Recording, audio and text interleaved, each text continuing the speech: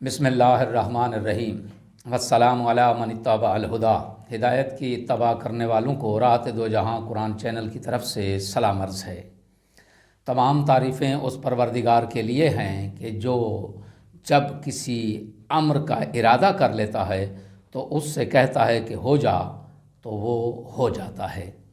لاکھوں درود و سلام ہوں محمد و آل محمد پر۔ سامعین اکرام صاحبان ایمان، ہمارے آج کے سبق کا موضوع ہے سورہ آل عمران کی آیت نمبر 47۔ تو آئیے پروردگار کے پاک نام سے اپنے سبق کا آغاز کرتے ہیں۔ بسم اللہ الرحمن الرحیم۔ قالت رب ان یکون لی ولد ولم یمسسنی بشر قال کذالک اللہ یخلق ما یشاء اذا قضى امرا فانما یقول له کن فیکون۔ آیت کا ترجمہ۔ مریم نے کہا، میرے رب، میرے ہاں لڑکا کس طرح ہوگا؟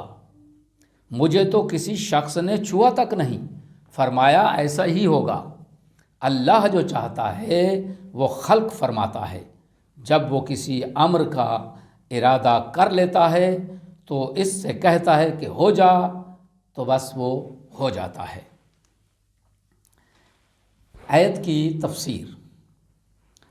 انا یکون لی ولد، یہ استفہام از باب تعجب ہے یا حقیقت جاننا چاہتی ہیں کہ کیا کسی بشر کے چھونے کے بعد بچہ ہوگا یا بطور معجزہ ہوگا؟ جواب میں فرمایا گیا کہ یہ بطور خاص معجزہ یہ آپ کو بچہ ہوگا۔ بغیر باپ کے بچہ خلق کرنا اللہ تبارک و تعالیٰ کے لیے تو ایسا ہی ہے جیسے باپ کے ذریعے بچہ پیدا کرنا، کیونکہ اللہ تبارک و تعالیٰ چیزوں کو وسائل اور آلات کے ذریعے پیدا نہیں کرتا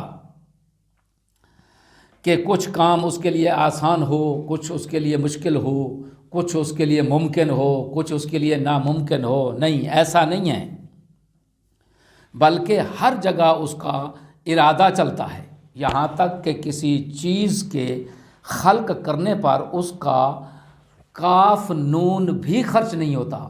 کاف نون یعنی کن کہنے کی بھی پروردگار عالم کو ضرورت نہیں ہے، بس اس نے ارادہ کیا کسی کام کا اور وہ ہو گیا۔ آیت میں استعمال شدہ کن کا لفظ تو خدائی ارادے کی وضاحت کے لیے ایک تعبیر ہے۔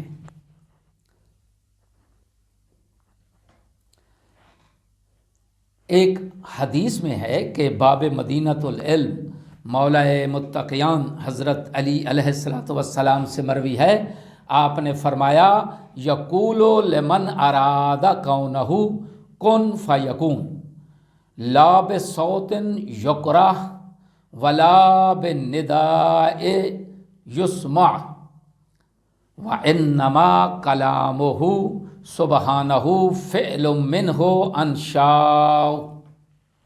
آپ فرماتے ہیں کہ اللہ تبارک و تعالیٰ جسے پیدا کرنا چاہتا ہے اسے ہو جا کہتا ہے، جس سے وہ ہو جاتی ہے، بغیر کسی آواز کے جو کان کے پردوں سے ٹکرائے اور بغیر کسی ایسی صدا کے جو سنی جا سکے، بلکہ اللہ سبحانہ و تعالیٰ کا کلام بس اس کا ایجاد کردہ فعل ہے۔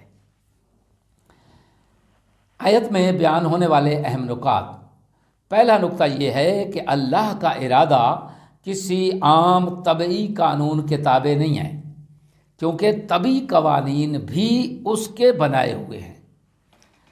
دوسرا نکتہ یہ ہے کہ آسان اور مشکل، ممکن اور ناممکن، اس کا تصور مخلوقات کے ہاں پایا جاتا ہے، خالق کے ہاں نہیں۔ اور تیسرا نکتہ اس میں یہ ہے کہ کن سے مراد الفاظ نہیں بلکہ ارادہ خداوندی ہے۔ آخر میں دعا ہے کہ خداوند عالم ہمیں قرآن پاک کی فہم و فراست عطا فرمائے۔ وآخر دعوانا ان الحمد للہ رب العالمین۔